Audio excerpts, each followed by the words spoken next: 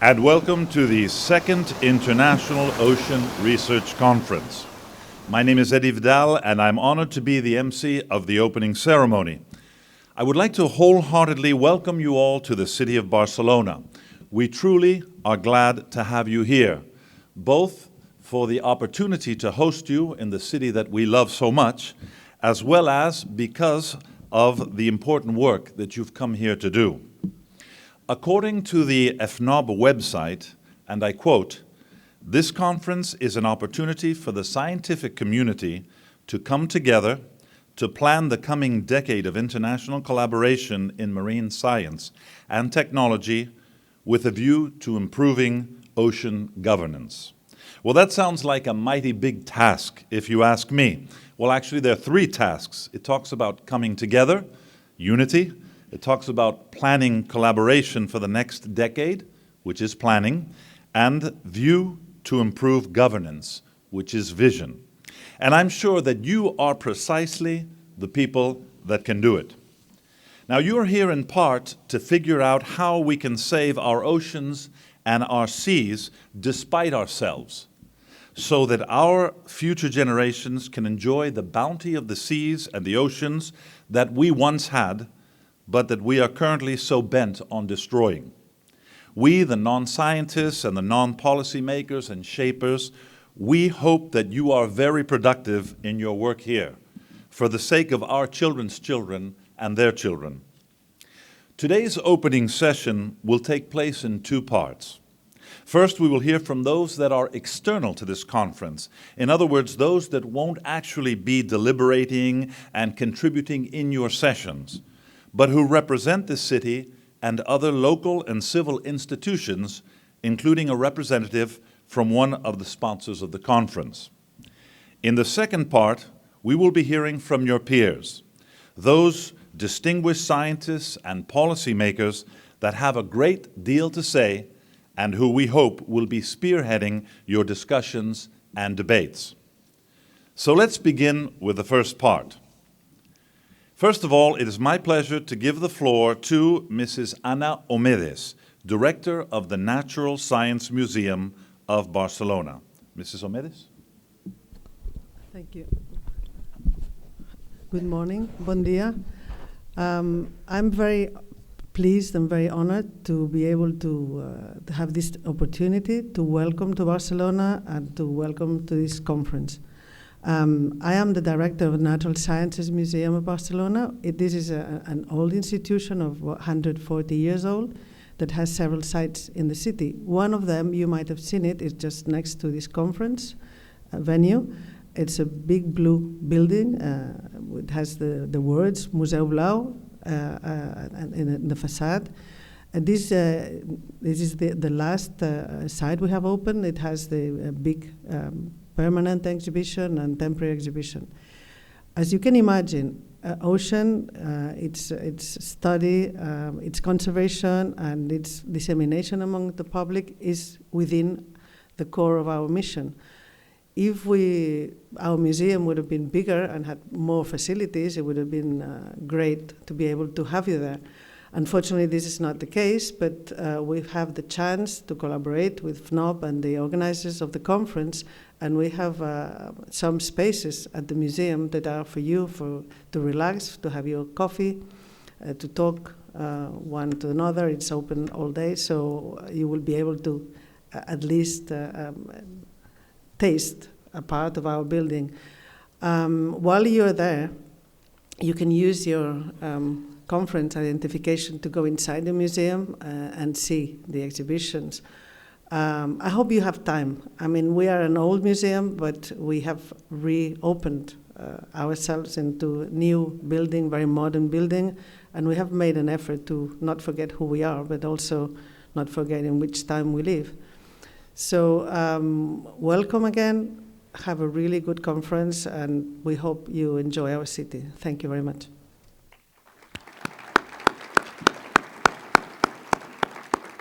Thank you, Mrs. Omedes. And now I give the floor to Mr. Xavier Torras, Director of the Weir Water Foundation. Mr. Torras? Good morning. We feel very grateful to take part in this second International Ocean Research Conference surrounded by all of you.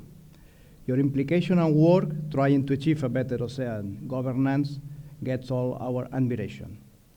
The ocean is in the first step of water cycle, where this resource gets evaporated. And due to the climate change, every time more water is not properly distributed in all the planet. It's for this reason we are concerned about the whole water cycle, even though we are more focused on the end of the cycle. We Are Water Foundation is a non-profit organization that its main activity is to contribute to solve the global water problem and sanitation. We have two main goals. On one hand, promoting awareness and encouraging the debate among people and organizations on the need to create a new culture of water.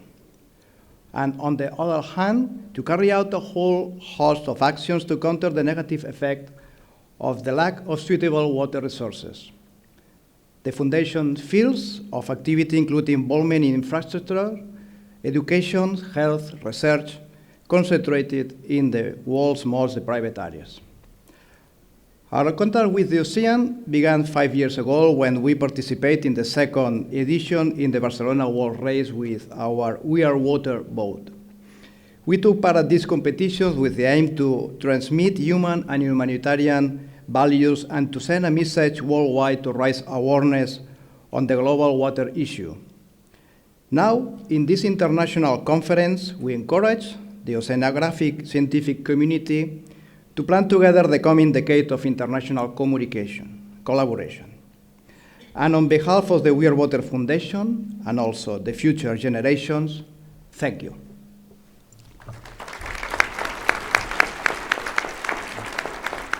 Well, thank you, Mr. Torres. And now, ladies and gentlemen, I would like to give the floor to Mrs. Susana Laguna, who is Public Relations for Boehringer Ingelheim Consumer Healthcare.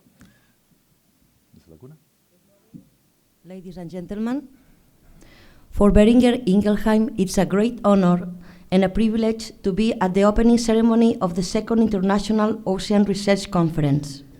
It is for us a great opportunity to collaborate with this scientific community and to support projects that have to do with protecting the environment. We are also proud to sponsor the One Planet, One Ocean Pharmathon, as it combines not only the values of sport, adventure, and human challenge, but also brings us into the world of scientific research, sustainability, and respect for the environment. The results of the One Planet, One Ocean Pharmathon Science Project will contribute to the efforts of the scientific community and constitute a fundamental part of the educational programs of the Barcelona World Race. Boehringer Ingelheim, with its focus on innovation, really values your contribution as experts in ocean science, because tackling the problems the world's ocean face from now on is a great investment for our future and that of our children. At the end of the day, we are aiming to the same objective: healthy oceans for healthy people. This is why we really wish you all find these sessions profitable and enriching. Thank you so much and good conference. Thank you, Mrs. Laguna. And last but not least of the speakers we have in this first part of our opening, please welcome Mr. Carlos Agustí, Commissioner for Citizen Participation and Associations of the City Council of Barcelona and Vice President of the Barcelona Sports Council. Mr. Agustí. Thank you. Benvinguts a Barcelona. Una salutació d'entrada en nom del nostre alcalde Xavier Trias. Barcelona és una ciutat que acull molts congressos, molts esdeveniments de tot tipus, internacionals i de tot àmbit. De totes maneres, deixeu-me dir que aquest és especial. Ho és pel número i per la qualitat dels assistents. Ho és també per la seva finalitat amb la qual estem compromesos, el futur de l'oceà, el medi ambient, la sostenibilitat. Es Barcelona una ciudad de mar, claramente marítima, lo es por su historia, configurada al lado del país al cual pertenecemos, Cataluña, que siempre ha mirado al mar, especialmente al Mediterráneo, desde un punto de vista comercial, desde un punto de vista de relaciones internacionales. Una ciudad que sufrió importantes cambios hace poco, en el año 92, recuperando el mar, aparte de espacio de comercio, de espacio de negocio, también como espacio lúdico, recuperando las playas. No en vano tenemos uno de los puertos más importantes de Europa, que queremos hacer receptor principal de las mercancías que llegan de Asia. Barcelona is an important actor in international relations scene. Diplomacy and international relations has changed last decades. It's not only in state hands. Cities has begun to develop some paper, and Barcelona is one example. Barcelona is world or European capital of a lot of things, organizations, issues, areas, especially known in technological issues. We are world mobile capital, we are smart city world capital, innovation European capital, and any things. But we are not only a technological city. A really active civil society with more than 6,000 associations make Barcelona an important social and persons capital too. For example, this year, we are also European volunteering capital. Barcelona is also a sports city. Beyond football or 1992 Olympic Games, Barcelona have a lot of different clubs of very different disciplines, like sailing. We think most important is to put all these capacities, all this capital and knowledge at service of the people, at service of persons, at service of causes and objectives like ones of this Congress. The future of our oceans, of our environment, at last our future. This Congress is an example of it. Barcelona World, Fundació Navegació Oceànica de Barcelona, Barcelona City Hall, companies like Boehringer, diverse institutions, and all Barcelona possibilities and capacities serving these objectives. Welcome to Catalonia, welcome to Barcelona, one planet, one ocean. Thank you. Thank you, Mr. Agustí, and we thank all of our distinguished guests for their encouraging words. And now you may return to your seats. Thank you very much. Now, ladies and gentlemen, as our first panel from the opening ceremony leaves the rostrum, I would like to now ask the following delegates to please come forward. Mr. Mike Roman, Mrs. Wendy Watson-Wright, Mr. Luis Valdez, and Mrs. Jane Lubchenko. If you would kindly come up and take your places at the rostrum for the second part of our opening.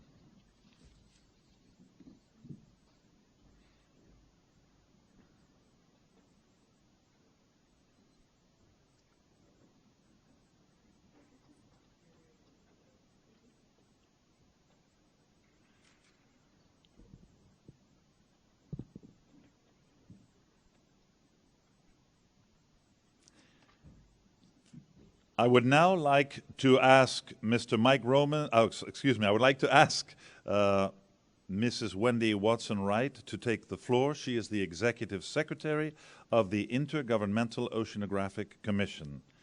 Mrs. Watson-Wright? Gracias.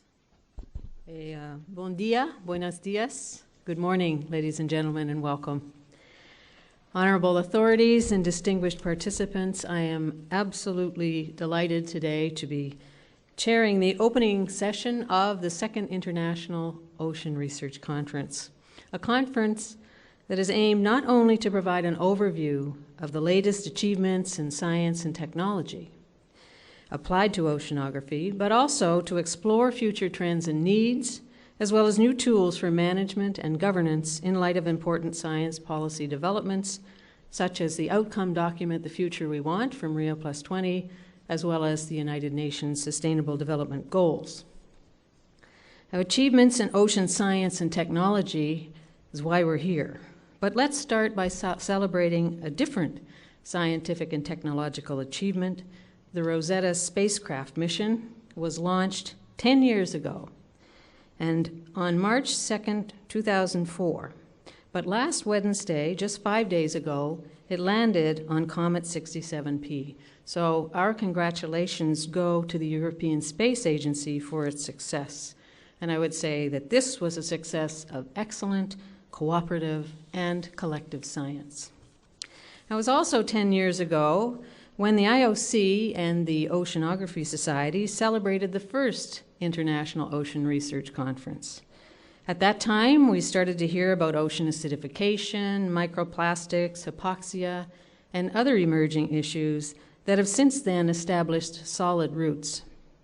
And it was only 2 years ago when a well-known magazine published the list of the 10 biggest ongoing scientific projects. Now, of course, that list included space exploration, but most important for us was to see that one of those 10 biggest science projects was related to oceanography, and more concretely, the Deep Sea Canadian Observatory, Neptune, which in fact is represented here at this conference. Now for us, this is powerful recognition that when we're talking about the ocean, we are talking about big science. The intellectual and practical challenges, the sum of all the material and human resources involved in the study of the ocean, such as satellites, buoys, gliders, research vessels, humans, etc., make marine research one of the most ambitious and challenging scientific and social enterprises that are currently being undertaken. The demands are also big. Ecosystem services, ecosystem functioning, marine pollution and other anthropogenic stressors, disaster prevention through early warning systems, and climate change forecasts at useful scales. These are all concerns of our society and should serve as a guide to policymakers in their decisions. Now, there's no need to say that the effects of climate change and ocean acidification on marine life and ultimately their socioeconomic effects are potentially dramatic. There are also huge pressures to develop and to overexploit coastal marine ecosystems. The importance of coastal and marine ecosystems in maintaining the geochemical cycles of carbon dioxide, oxygen, nitrogen, and phosphorus for the planet, to my mind, are stronger arguments for conservation than the usual justification based on food security or shoreline protection. The decline of coastal and marine ecosystems is therefore a valid cause for concern, and science can inform policymakers with guidelines and strong arguments to justify the preservation of these critical habitats. Now, during the conference, we'll have the opportunity to share new findings, discuss ideas, and discuss the way forward. Let me share with you a few reflections after 5 years as head of the Intergovernmental Oceanographic Commission of UNESCO. First, many of the recent advances in ocean sciences are the result of large-scale, internationally coordinated research projects supported by organizations such as the IOC and the Oceanography Society. This trend of associative approaches has opened new opportunities for networking, for interdisciplinary science, transfer of knowledge and technologies, and particularly for achieving successful results that are cooperative and collective. However, collaboration among oceanographers, climatologists, and environmental scientists still needs to be fully developed. Much remains to achieve a truly interdisciplinary collaboration that regards the ocean as part of the whole Earth system. And it is in your hands to fully develop your potential in creating capacities by enhancing the network of scientists within and outside national governmental organizations, mobilizing new resources at different levels, including scientific, intellectual, and material, and producing synergies by stimulating cooperation among researchers, organizations, and programs. This mobilization, as we know from past success stories, will happen when we consult with and involve national research funding organizations. Second, the policy side is crucial. Ocean issues are global and affect all nations.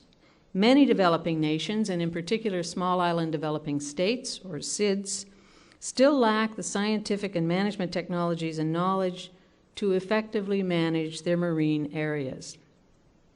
Raising the awareness and therefore building the capacity to ensure that all coastal states, including developing countries, can plan and contribute to sustaining a viable ocean remains a key priority. Third, science has to deliver knowledge to society. Adaptation to climate change and the development of management tools such as marine spatial planning to underpin wise decisions in different economic sectors and to save and improve lives and livelihoods are now on the radar screens of the UN system. To retain ecosystem services, states will need to react and do their own adaptation to this growing understanding of the interlinkages of the natural sciences with the social and human sciences as we work on the sustainability of both natural and human systems. And fourth, we must involve society in our challenges and concerns. The involvement of the Barcelona World Race and the FNOB gives us an excellent example of engagement of civil society with science.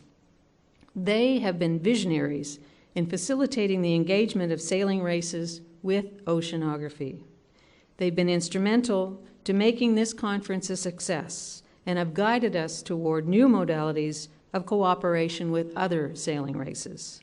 We have more success stories of the involvement of civil society with marine sciences, and I'm sure that even more will come to light in the next decade. Now, all of these elements are contained in the IOC Medium-Term Strategy 2014 to 21, which is oriented to support the Rio Plus 20 agenda, as well as UN Sustainable Development Goal for the ocean, which we hope will be approved in the 2015 United Nations General Assembly. If approved, it will be the first time ever that the ocean is specifically included in such high-level negotiations and commitments. And from my perspective, it is high time. So this is an indication that we are achieving a political transformation in the appreciation and understanding of the ocean's role across society as a whole. And I'm proud of the role that the IOC is and has been playing in this important achievement. So let me finish my welcome words with another success story. This year, the Spanish Institute of Oceanography, or the IEO, is celebrating its 100th anniversary. Odon de Bouin, the IEO's founder, had a strong and productive relationship with Barcelona. He was professor of natural history at the University of Barcelona between 1889 and 1911. The IEO has renewed the fleet of research vessels, and one of these research vessels is named Ramon Margalef after likely the most international Spanish oceanographer ever, who developed his full career here in Barcelona. Now, the research vessel will be here for the full week and is going to be open to the public during the conference, so you are all invited to visit it. And I'd like to say our sincere thanks and congratulations to the Spanish Institute of Oceanography for this anniversary. So in conclusion, I'd like to stop by thanking all the oceanographers, marine scientists, and others who are here for your dedication, for your commitment, and of course for your enthusiasm.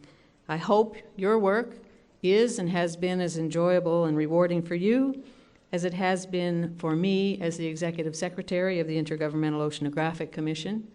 And I wish all of you attending the conference a thought-provoking and useful meeting. Thank you very much. Muchas gracias. Muchas gracias. Thank you, Mrs. Watson-Wright. And now the floor is for Mr. Mike Roman, the President of the Scientific Committee of the International Ocean Research Conference. Mr. Roman. Hola, buenos días. It's an honor to be with you today and for the opening of the second International Ocean Research Conference in the wonderful city of Barcelona. The Oceanographic Society is one of the organizations supporting this conference. TOS is an international society of ocean sciences and scientists and policymakers dedicated to disseminating knowledge of oceanography and its application through research and education to promote communication between oceanographers. Please stop by the TOS booth this week to learn more about TOS, and if you're not a member, please sign up. We'll look forward to a great conference this week, and I thank you all for attending. Since the first conference in 2002, as Wendy has said, there have been many, many important and exciting new discoveries and challenges in ocean sciences. This week, we will learn more of these new discoveries and challenges and discuss future directions that we'll take in ocean science in the next decade. The second IORC will demonstrate the breadth and global impact of ocean research and its exciting contributions to new knowledge on pressing societal issues such as climate change, ocean governance, and capacity building. Yesterday, we had stimulating group workshop sessions, and you should look at your program to see what those workshops were, and then we're going to find some medium to circulate the synthesis of those workshops. Last night, we were graciously hosted by the Barcelona City Council to a welcome reception at their splendid headquarters. At the beginning of each day this week, you'll have a keynote lecture followed by a panel discussion, and then 3 concurrent themes that were reflected in the previous comments: building scientific knowledge, applying knowledge for societal benefit to achieve ecosystem management and sustainability, and improving governance and building capacity in ocean sciences. As you can imagine, over the next 5 days, it's been a complex job to synthesize the schedule as well as select the scientific topics. And I want to pay particular attention to thanks to my co-convener Luis Valdez of the IOC for his leadership in organizing this conference. We had a great international steering committee that picked these topics and helped put these sessions together. Peter Wiebe, Janet Sprinthal, and Jack Barth from the United States, Katja Fennell and Alida Bundy from Canada, Alexander Tura from Brazil, Shinichi Ui from Japan, Sumei Lin from China, Helen Phillips from Australia, Waji Natvi from India, Tabayar Erojan from Saudi Arabia, Colleen Maloney from South Africa, Oren Young from Norway, Pierre Petigas from France, and Demetrio de Armas from Spain. It was a great pleasure to work with these folks who really did wonders to make this conference a success. We also are very fortunate to have a great local organizing committee that arranged for this venue, registration, scientific, social, and informational events. Rejan Herv-Smaja from the IOC, Marta Estrada, Miguel Alcaraz, and Jordi Salat from ICM, Jordi Serra from the University of Barcelona, and Victor Montero, Maria Godoy, and Lucia Cuesta from FNOB. Thank you all for all of you that you've done for the organization. This is supported by 3 organizations. You've heard about the IOC, the Oceanography Society, and FNOB, which runs this round-the-world race. But it's more than just a race. It's a way to tell the world about the ocean, that these our citizens follow the race and improve their ocean literacy. And it's a great medium that is supporting this conference by our partnership with FNOB. You'll make many new colleagues this week. We've tried to have a lot of social events to maximize your interaction for young scientists that we met with yesterday. Want to talk to the senior scientists, introduce young scientists that you know to colleagues working in their same field. Make new friends, and then as we discuss these new challenges in ocean sciences at the panels, we'll be following up with you to, make these things more concrete and plan for the future. Thank you very much for coming this week, and we look forward to a great conference. Thank you.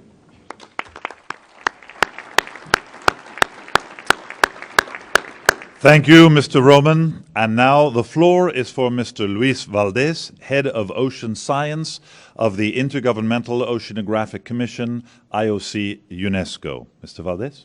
Thank you very much. Authorities, dear colleagues, dear friends, bon dia, buenos dias, good morning. We have heard in the previous speeches and also yesterday about the program and contents of the conference, and I do not want to repeat what has been said.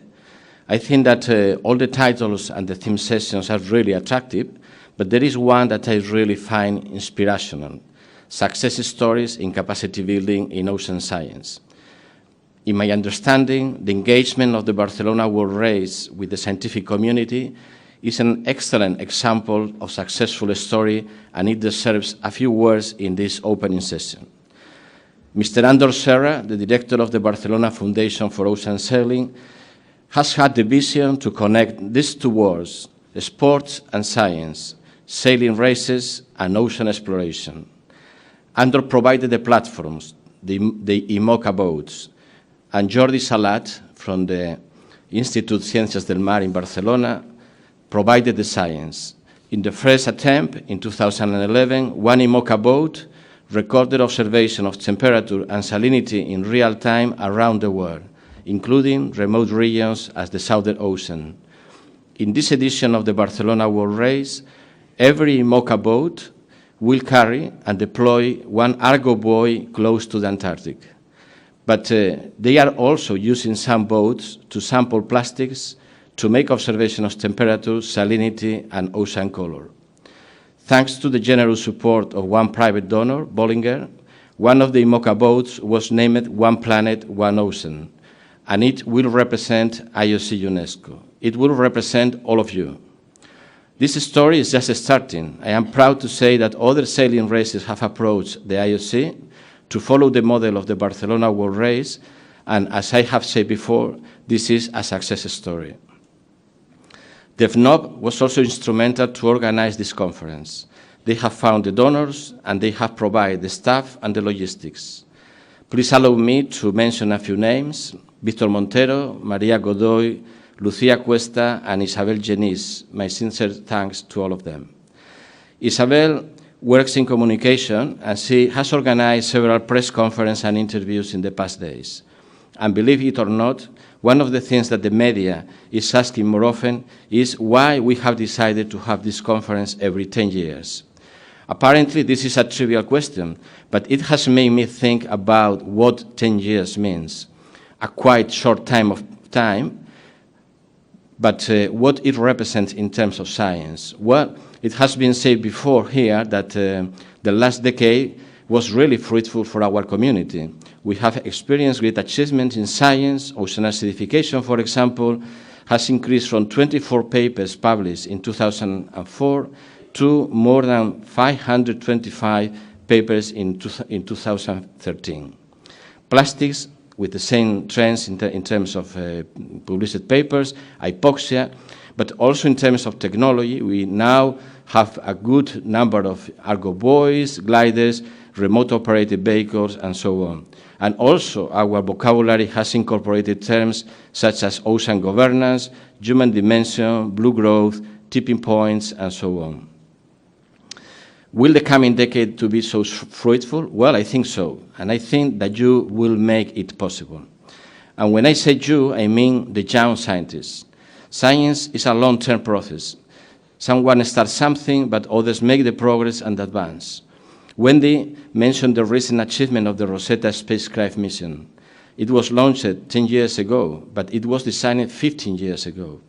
Most likely, the engineers that enjoyed the landing in the comet are different to the engineers that designed the mission in the very beginning. But this is the way that the science is made and how the science progresses. We are all part of one chain that started a long time ago and that will continue without interruption. It is part of our work to educate young people and to supervise the work when they are PhD students. But we also have to allow them to take responsibilities and incorporate their thoughts in our decision boards. In this conference, we have done our best to bring a number of early career scientists. We have granted 50 of them, and yesterday we have had the workshop dedicated to early career scientists. And I was informed by Mike Roman that this workshop was a success. And I was also very glad to see yesterday evening a lot of young scientists interacting with our more senior colleagues. Well done. To conclude, I am sure that the rest of the week will be also a success. We look forward to have a great conference, and thank you for joining us. Moltes gracias a todos. Thank you very much. Thank you, Mr. Valdez. And now, Mrs. Wendy Watson-Wright, the Executive Secretary of the IOC UNESCO, will say some final words and officially open the conference. Mrs. Watson-Wright? Gracias. So in my final words this morning, please allow me to congratulate and to thank the organizers and the co-organizers and all the supporting organizations for such a timely conference, and to wish us all a good week of discussions, as well as the courage to commit to new ways to address the new ocean challenges for a safer, cleaner, and more resilient ocean for all. So I now declare open the second International Ocean Research Conference. Muchas gracias. Well, thank you for your insightful and inspiring words, Mr. Roman, Mrs. Watson-Wright, and Mr. Valdez. You may now go back to your seats, and we'll leave the doctor here, Dr. Lubchenko, by herself so that I can introduce her before she gives us the first plenary speech. Now, ladies and gentlemen, it is my pleasure now to introduce the conference's first keynote speaker, Dr. Jane Lubchenko, the former administrator of the National Oceanic and Atmospheric Association, and currently, once again, professor and researcher at Oregon State University. Dr. Lubchenko is a marine ecologist and environmental scientist by training, with expertise in oceans, climate change, and interactions between the environment and human well-being. She received her BA in biology from Colorado College, her MS in zoology from the University of Washington, and her PhD in ecology from Harvard University. Her academic career as a professor began at Harvard University and continued at Oregon State University until her appointment as NOAA administrator, and of course now she's back. Dr. Lubchenko is one of the most highly cited ecologists in the world, and 8 of her publications are recognized as Science Citation Classics. She is an elected member of the National Academy of Sciences, the American Academy of Arts and Sciences, the American Philosophical Society, the Royal Society, and the Academies of Science for the Developing World, for Europe, and for Chile. Dr. Lubchenko has received numerous awards, including a MacArthur Genius Award, the BBVA Frontiers in Knowledge Award, and 19 honorary doctorates. She was named the 2010 Newsmaker of the Year by the scientific journal Nature. Before going to the NOAA, Dr. Lubchenko also co-founded 3 organizations. And now, ladies and gentlemen, please welcome Dr. Jane Lubchenko.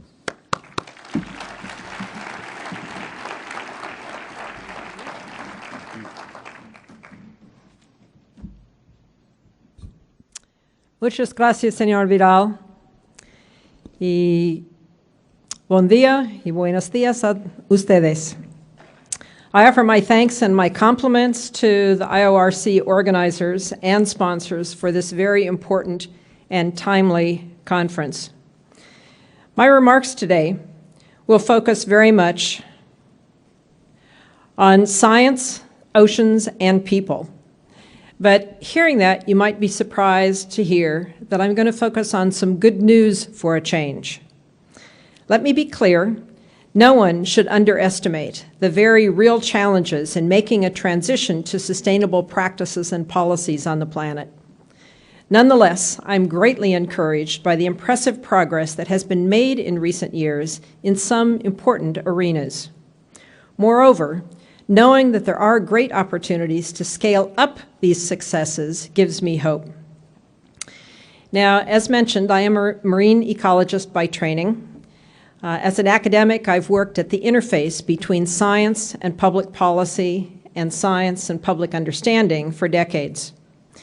In 2008, right after he was elected, President-elect Obama invited me to move from Oregon to Washington, D.C. to be part of his science dream team and to lead the federal agency, the National Oceanic and Atmospheric Administration.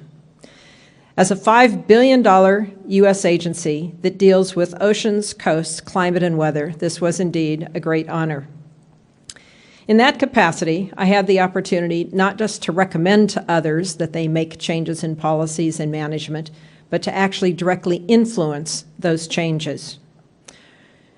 As I very quickly discovered, my background as a marine biologist was actually very good training for the rough and tumble world that is politics in Washington, D.C.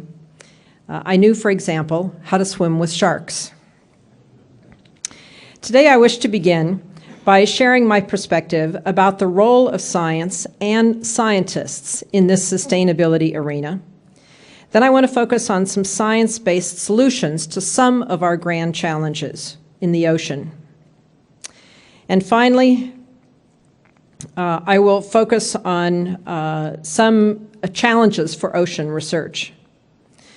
So I believe that a very important role of science is to provide the knowledge that society needs to make informed decisions. Yes, many of us do science because it's really fun and it's cool and we like to figure out how things work and how they're changing. But that knowledge is in fact directly relevant to what society needs. In my 1997 address as president of the AAAS, the American Association for the Advancement of Science, I focused on the idea of a social contract between society and scientists. Specifically, that in exchange for public funding, scientists have a responsibility to go beyond the discovery of knowledge, but also to engage with society, share knowledge widely, focus on society's greatest needs, and to do so with grace and honesty. Now this, I suggest, is exactly what sustainability scientists have been trying to do. Our ideas of different types of science have and continue to evolve. When I was a graduate student, we were told, for example, that we had to choose between doing basic and applied science. In the academic world in which I lived, basic science was cool and exciting, pushing the boundaries of knowledge. But applied science was often seen as being pretty boring, routine, just cookie cutter, turning the crank, just in a new setting. Now, this dichotomous view of the world has been replaced by Donald Stokes's framing, in which use-inspired science, in this upper right quadrant here, presents an exciting third option. This use-inspired science is fundamental, cutting-edge science that is also immediately relevant to society's needs. That is indeed the opportunity presented today by the big grand challenges that society faces. In the Rio +20 meetings in 2012, the UN and its partners in government and civil society agreed upon the outcome document, The Future We Want, that laid out, quote, an ambitious, sustainable development framework to meet the needs of both people and the planet, providing economic transformation and the opportunity to lift people out of poverty, advancing social justice, and protecting the environment. Now, to help provide the scientific basis for this transition to sustainability, the International Council for Science, ICSU, is leading the creation of Future Earth, a new vision for the international interdisciplinary scientific research programs that are needed to inform understanding, policy, and management. And the United Nations has been working hard on its new Sustainable Development Goals that Wendy mentioned, that chart its big, bold, audacious aspirations that will truly chart the course and set the agenda for the next 15 years. The General Assembly and its many partners worked hard to condense hundreds of proposals into 17 Sustainable Development Goals. And these 17 have now been sent by the General Assembly to the Secretary General, who in turn will produce his synthesis report, send it back to the GA, with the goal of having decisions made about these SDGs at the General Assembly next September.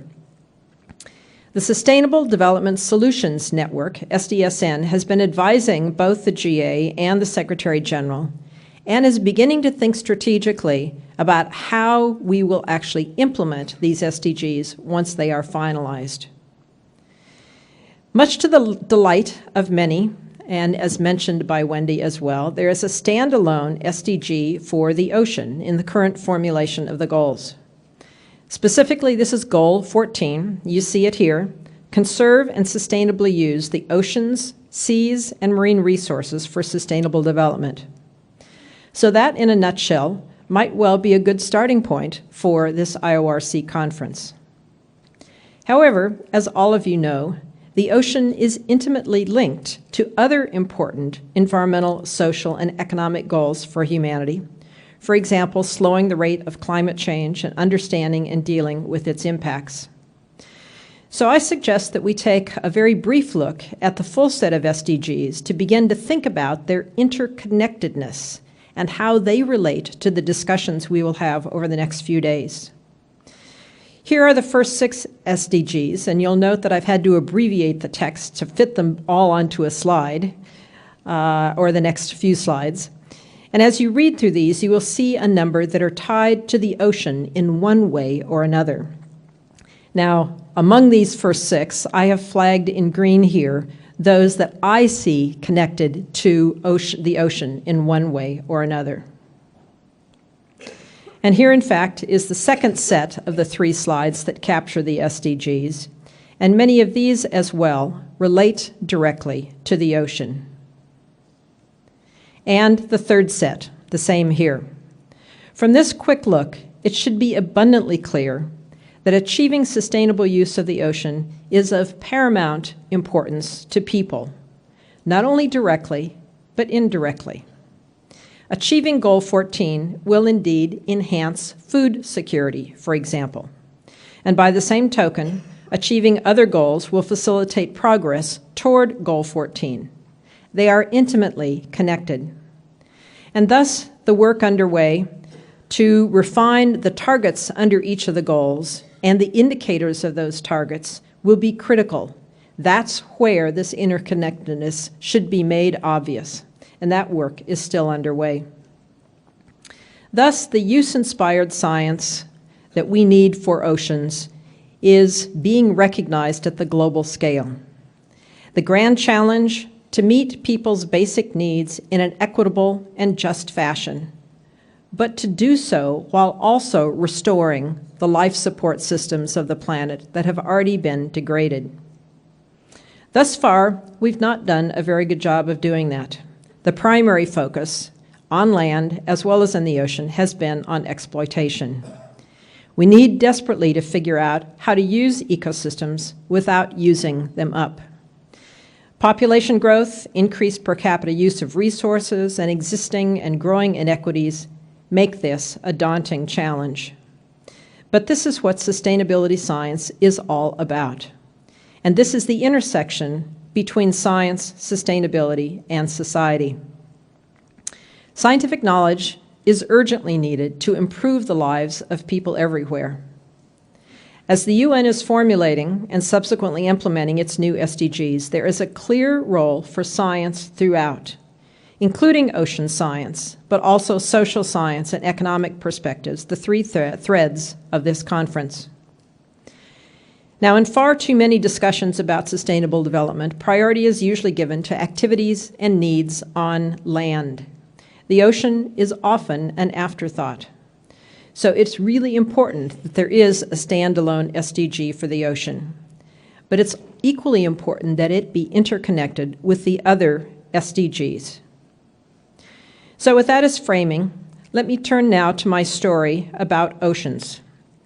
It's a story about capacity building and learning from mistakes. It's a story about use-inspired and interdisciplinary collaborations between natural and social scientists who need one another to change human behavior and leapfrog progress.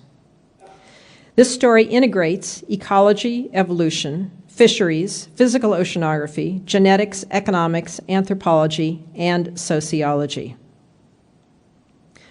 Ocean systems are essential to life on Earth.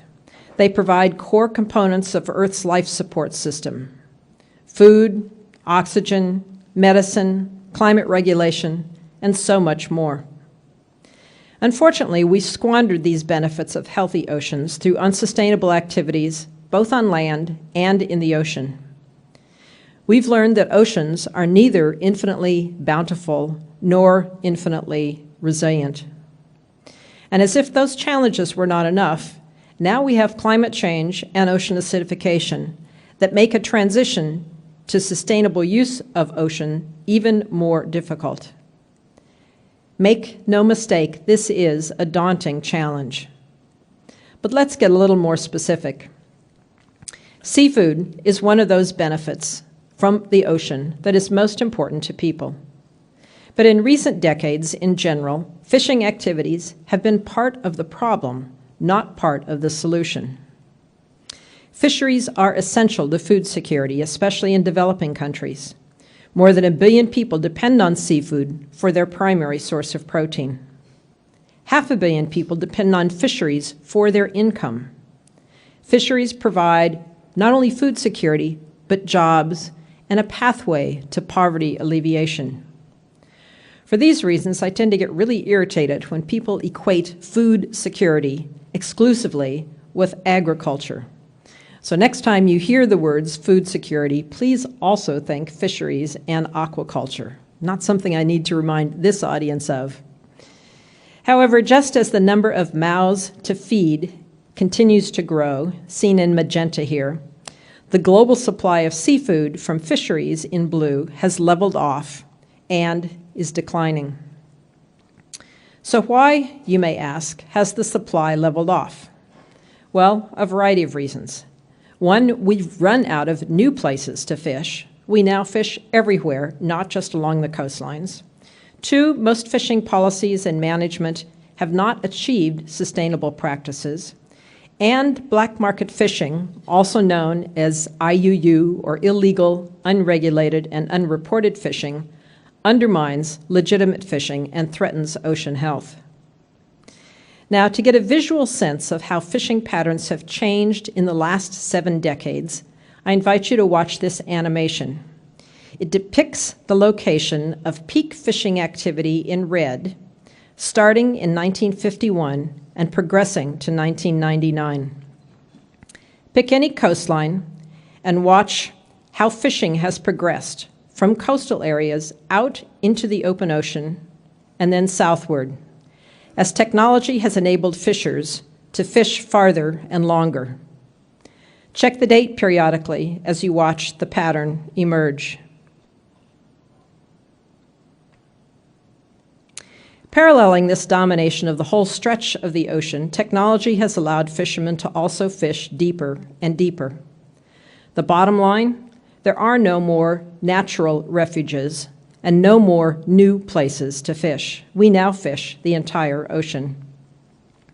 Some have characterized fisheries as serial depletion, a situation where as soon as one stock is depleted, fishers move on to a new unexploited stock. Here you see FAO data that characterizes fisheries as developing, fully exploited, overexploited, collapsed, or just barely emerging down in the lower right corner, rebuilding. As you can see, in 1950, 65 years ago, virtually no fisheries were categorized as overexploited or collapsed. Today, almost half of all fisheries are in those categories. Fishery management, though well-intentioned, has all too often resulted in wasteful, inefficient, and short-sighted practices with a myopic focus on short-term economic returns. The result? Depleted and disrupted oceans with economic and health benefits to people and communities at risk. As an aside, many people assume that aquaculture will simply replace wild-caught fisheries in the future. Now, while there is no doubt that aquaculture will be a key component of future food security, at present, far too much aquaculture is unsustainable. Making aquaculture sustainable will require dealing with numerous challenges that I don't have enough time to delve into now, but feel free to ask about those later. For now, back to fisheries. Oceans have indeed been depleted, but we now know what the problems are and we know how to fix them. Well-intentioned but ineffective fishery management, insufficient scientific information, not only about the size of target stocks, but also genetic structure, evolutionary changes, and ecosystem perspectives, lack of enforcement, perverse incentives, and lack of stewardship incentives for fishermen have all taken their toll. Moreover, IUU fishing undermines legitimate, law-abiding fishing and threatens the sustainability of fishing and livelihoods around the world, especially in the developing world where the capacity to enforce rules and keep illegal fishers out is often limited. Now, these would be challenging enough in a static ocean, but with an overlay of climate change and consequent fisheries moving and potential impacts of ocean acidification, we have some real challenges on our hand. In addition, removal of top predators such as sharks and significant amounts of biomass from ocean ecosystems disrupts ecosystem functioning. So this pretty dire picture might lead you to believe the situation is hopeless. Just when we have more mouths to feed, global fisheries are in trouble. Many fishermen, artisanal fishermen and industrial-scale fishermen alike, are fishing harder and harder for fewer and fewer returns. Is this hopeless? Actually, the evidence shows it's not. The tide is turning. Innovative fishermen, NGOs, governments, industry, and academic scientists around the world are tackling these huge problems and using good science to find solutions that work. The solutions entail new scientific analyses, policy reforms, and new approaches to fisheries that provide secure access to a fishery, and international efforts to combat IUU fishing. The answer is fishing smarter, not harder, and it's beginning to work. The EU and the US are two of the largest producers and consumers of fisheries globally, of fish globally. Both have made extraordinarily important changes to how they regulate fisheries. In 2006, the US passed tough new legislation to reform fisheries to sustainability. And in 2013, the EU approved a massive overhaul of its common fishery policy with very similar goals. These reforms are solidly grounded in science and experience. They share two important things in common: a strong mandate to end overfishing that comes with teeth and timetables, and an option to use rights-based approaches that engage fishermen and give them incentives to fish smarter, not harder. Almost a decade has elapsed since U.S. fishery reforms were passed. What has happened in response to this tough new law? Let's look at some data from 3 different years: 2000, 2008, the year that I was nominated by the President to go to NOAA, and 2013, the year that I left. In those 13 years, the number of overfished stocks has plummeted. These are federal fisheries in U.S. waters. After decades and decades of overfishing, fewer and fewer stocks are classified as overfished. Moreover, previously depleted stocks are being rebuilt. In 2000, there were no rebuilt stocks. By 2008, 4 had been rebuilt. By 2013, my last year at NOAA, 34 stocks had been rebuilt. Many, though not all, U.S. fisheries are recovering significantly.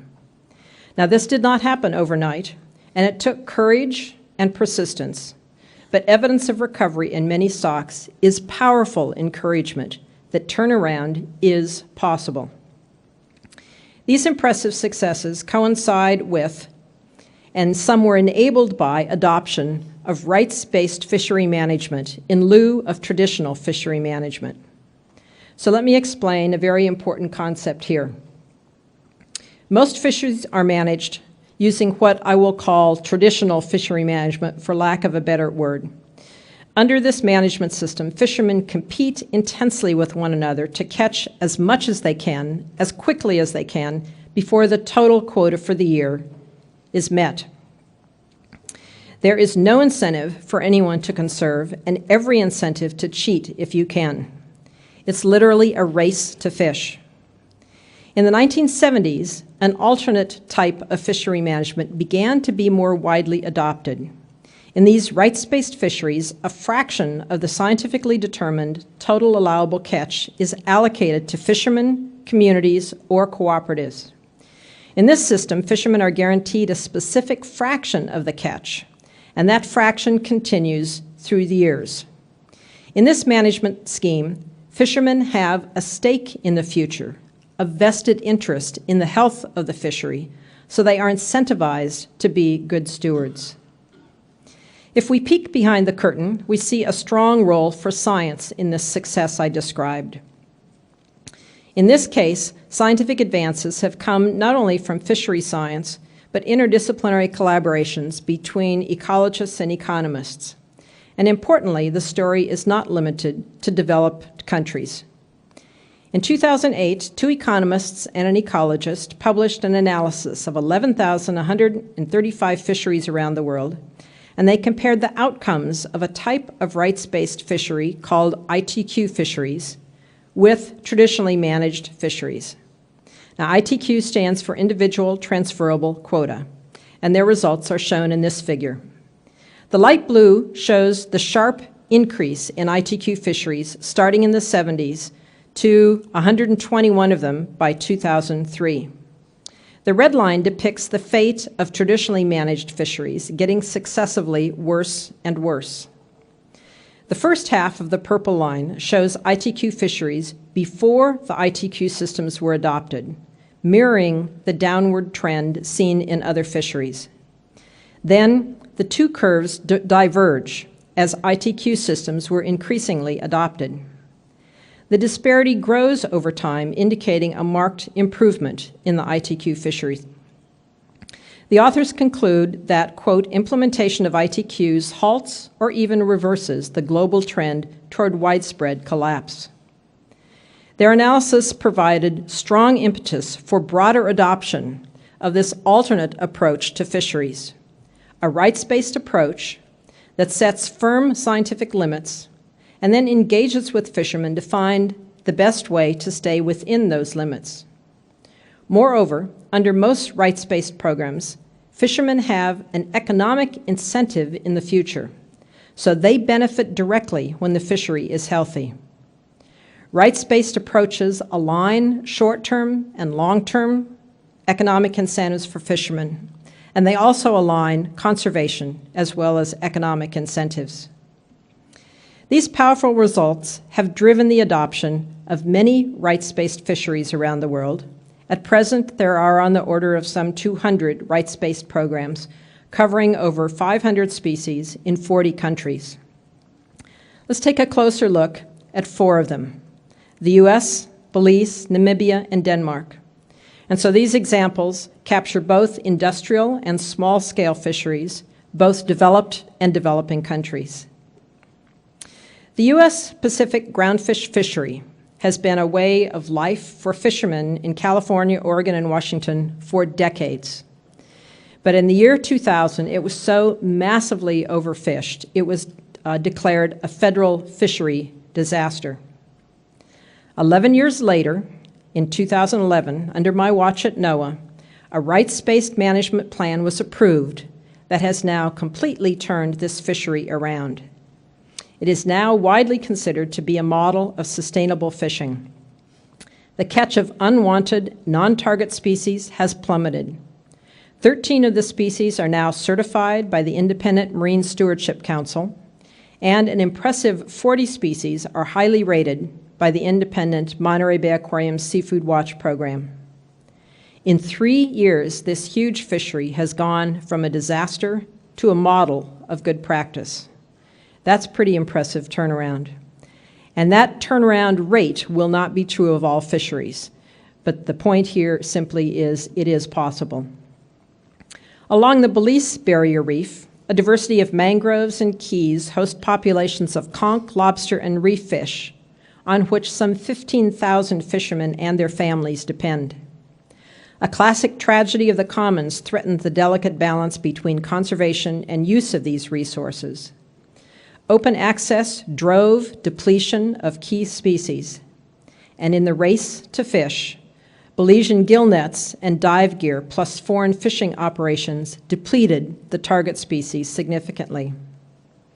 Belizean fishermen self-organized and worked with the government and NGOs and scientists to create exclusive access areas adjacent to some no-take marine protected areas, reaping the benefits of those no-take areas and becoming champions of good stewardship. Their pilot projects have been so successful, they have now been expanded to the entire coastline. The incentives that came with secure access transformed fisheries, and local communities. Illegal fishing has dropped by 60% as fishermen are empowered to be responsible stewards of their resource. And Namibia. Prior to independence, the productive hake fishery off Namibia's coastline was best characterized as the wild, wild wet, with a free-for-all of some 300 foreign long-distance trawlers depleting the waters. A dramatic reversal came in the 1990s when the country adopted a rights-based fishing system with the ambitious goals of growing its own fishing industry, creating jobs, and recovering the depleted stocks of hake. Disenfranchised indigenous people like Ioana Kwedi, shown here above, and many others, have now become stewards of the nation's resources and of their own futures. Namibia still faces challenges in bringing hake back, but Native people are empowered to fish sustainably with an eye to the future. Fishing is the lifeblood of many coastal communities in Denmark. 2,800 vessels catch open water and bottom species. Danish fisheries have historically been one of the top producers within the EU. But fishing in recent decades has proven challenging with boom and bust cycles. The result was the buildup of more fishing muscle than was needed and a race to fish that forced fishermen to catch and discard too many valuable fish, thus reducing both fish and economic opportunities. In 2007, the Danish government embraced a fishing rights scheme that enabled fishermen to know exactly how much they were allowed to catch for the entire year. Fishermen could then plan fishing activities around market prices and weather, making their fishing more productive, efficient, and secure. Fishermen, managers, NGOs, and scientists now actively cooperate in data gathering and technical solutions. And while some challenges remain, impressive gains have been made. Value has risen and profits have increased.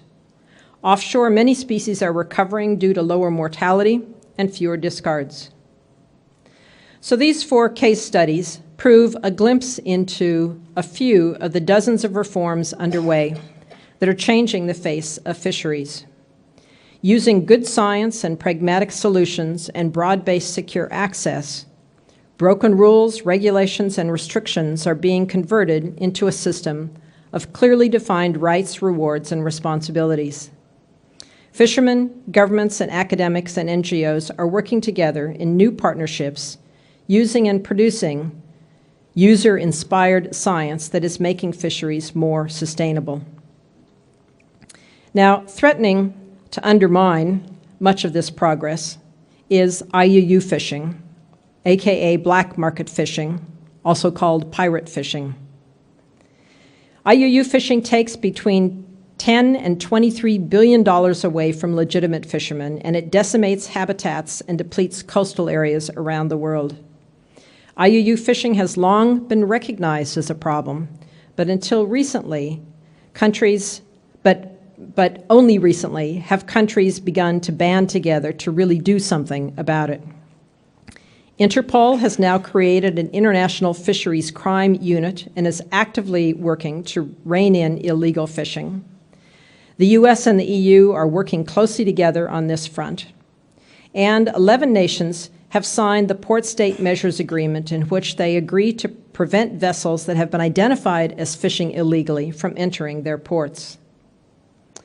These are all encouraging signs, but of course, much more is needed, again, especially in light of climate change and ocean acidification. Nonetheless, what may have seemed hopeless a decade ago is now proving possible. Countries that have put in place strong measures to end overfishing and rebuild depleted stocks and use rights-based management to empower and incentivize fishermen are seeing impressive returns. More fish in the ocean, more seafood on plates, more profitable businesses, and prosperous communities. Fishing smarter, not harder, is gaining traction. The bottom line, there are real limits in oceans, but with the right incentives and good science, we can recover and use sustainably much more than is there now. But what of the rest of ocean ecosystems beyond the state of fisheries? What about biodiversity and the wealth of benefits that people want and need from oceans beyond seafood? Scientists and conservation practitioners have long promoted the use of marine protected areas, especially no-take MPAs, called marine reserves, as powerful tools to protect biodiversity and habitats. Now, we know from a wealth of studies that no-take marine reserves work, recovering abundance and diversity within, providing resilience against environmental changes. Here you see the results of a global analysis of changes inside hundreds of reserves around the world, temperate and tropical, developed and developing countries.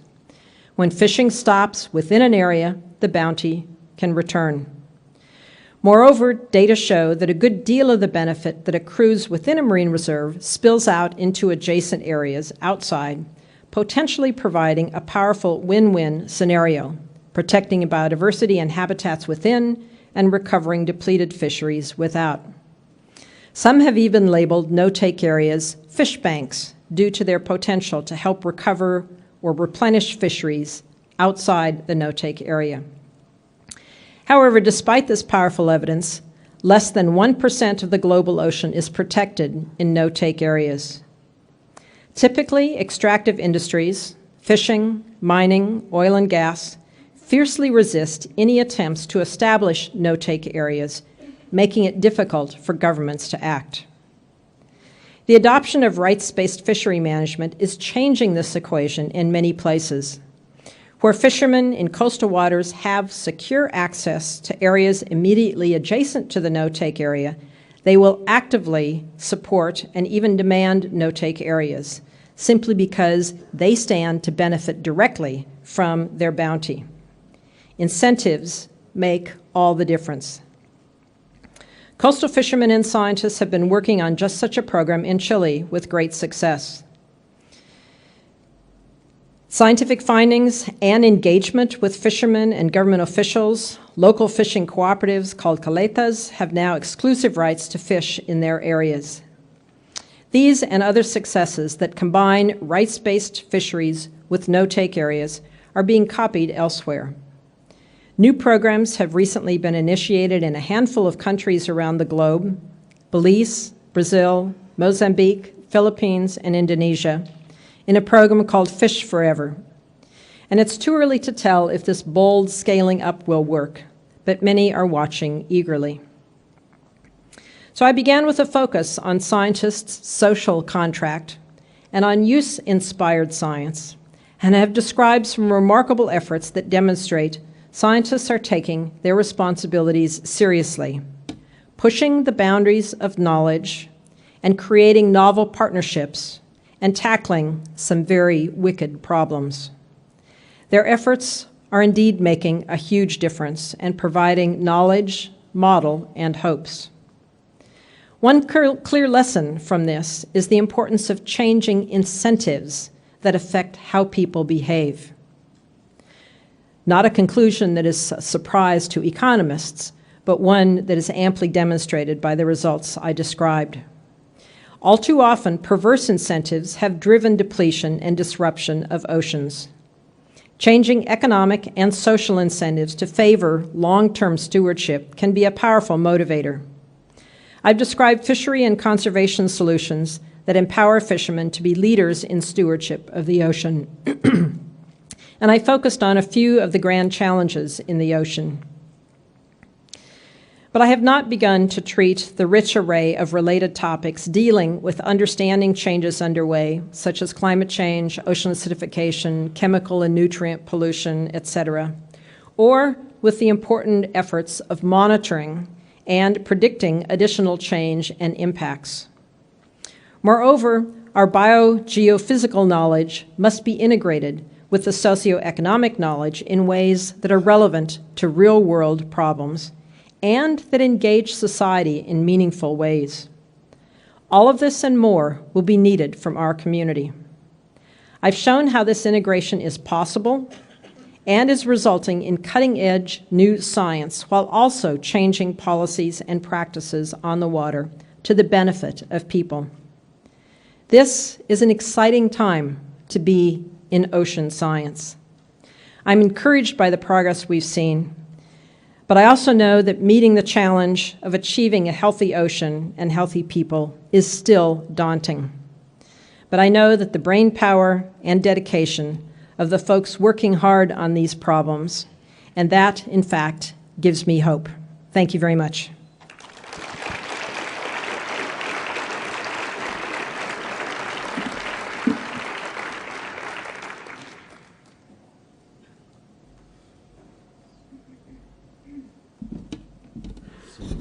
Thank you very much, Jane. Very inspiring, very provoking, and magnificent talk. So we have some time for a few questions. So please, if you want to ask something to Jane, please hand you up.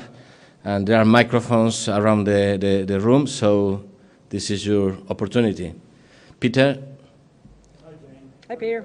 I have a question that comes from a paper I read back in 1969 by John Ryder. He did a study of the trophic structure of the marine oceanic system. There's a microphone, Peter. There's a microphone right there. And John Ryder calculated what the sustainable fishery was in terms of millions of tons back in 1969, and he said the limit is 100 million metric tons. And what I've seen in the last 40, 50 years is we've never actually made 100 million metric tons. So by going to sustainable fisheries, do you think that we will ever actually get above the limit that seems to be set by the biological system as a whole? Thanks for that question, Peter. The global official FAO data show that the global fish catches increased and increased and increased through time and reached a maximum of around 90 million metric tons, and then has begun to be depleted. The problem with that is that it does not account for all of this illegal, unregulated, and unreported fishing, which I indicated, actually I didn't give you that numbers, but that is somewhere between probably, it's a third or a quarter or a third again as much. So we may have, in fact, if you put both the legal and the illegal fishing, we may have roughly achieved what Ryder was calculating. Now, there is an effort underway, the results of which have not yet been published, by Chris Costello and Steve Gaines, to look at the different fisheries around the world and update Ryder's calculations, although taking into account a lot of new information, and simply pose the question, if we recovered all of the fisheries that are currently depleted, such as we've done now and are doing for the West Coast groundfish, not only how many tons could we get, but what would be the economic value of that as a way of helping to inspire some of the tough measures that are indeed needed to end overfishing, to recover those depleted stocks, as well as deal with the IUU issues. So I think the examples that we have out there suggest that we can do a much better job than we are now, but there are very real limits. And that is a natural segue to the importance of aquaculture. And currently, much of aquaculture, the feeds for aquaculture depend on wild capture fisheries, and the conversion rates vary from one type of aquaculture to another.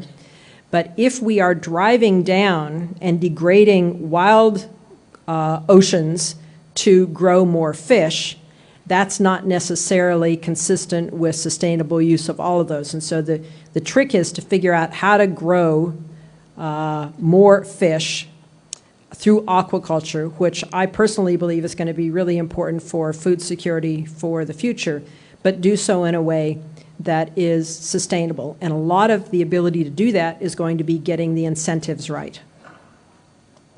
Other questions? Yes, way back here.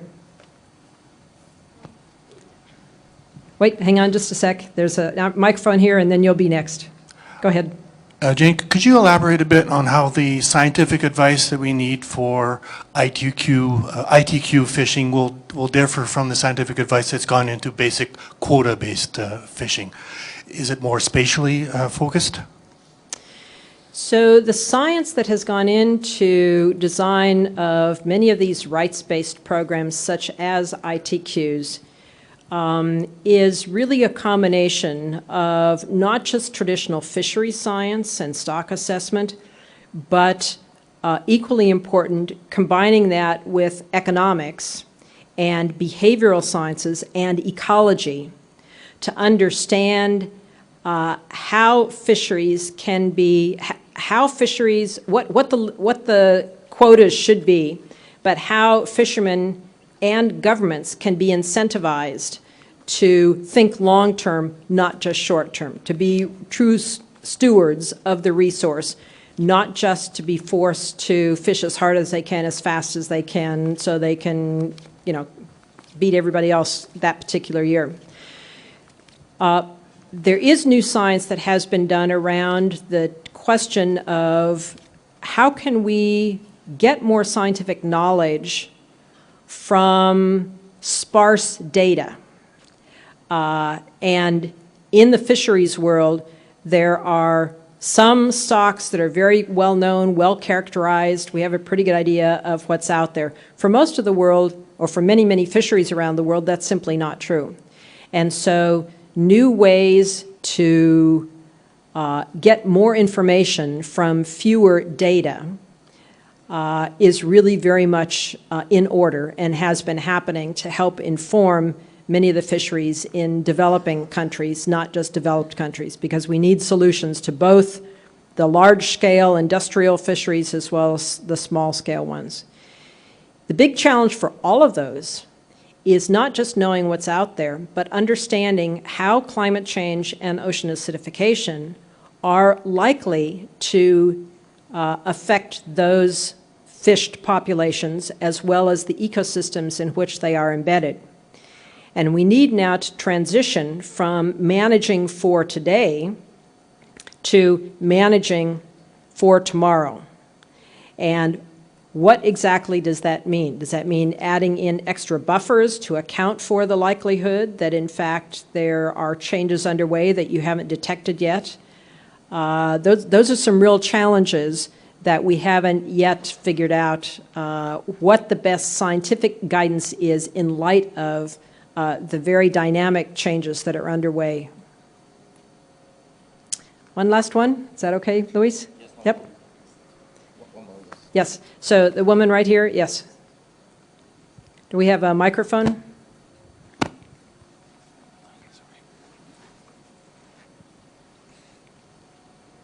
Thank you. I have a question is, how do you see and envision the role, responsibilities and impact of NGOs in terms of local and global fisheries management? NGOs are a very diverse set of players, just like governments are very diverse and academics are very diverse, industry is very diverse. I have seen some NGOs that have active, practicing, well-qualified scientists as part of their team and who actively partner with academic and with government scientists. And those kind of partnerships, I think, can be particularly helpful Many NGOs, if they have credibility within a community or with a government and with the industry, with the fishing industry, they can be very, very effective in being a bridge between academic science or government science and fishermen. That's not always the case. That's an ideal. So I think NGOs can and should play a vital role, but they need to do so in a way that is respectful of the science and that partners with scientists, whether they're in the organization or in the university world or the world of government. So there can be really good partnerships, and that is ideal, but that's not necessarily always the case. Not all NGOs have been helpful, not all governments have been helpful, not all academics have been helpful, not all industry have been helpful. So I'm not going to make any blanket statements about NGOs that apply to all of them, but I do see in general that they can and should play and have played a very critical role, but I would emphasize the importance of their doing so in a way that is based in grounded in solid science. So thank you again very much for your attention, and it was my pleasure to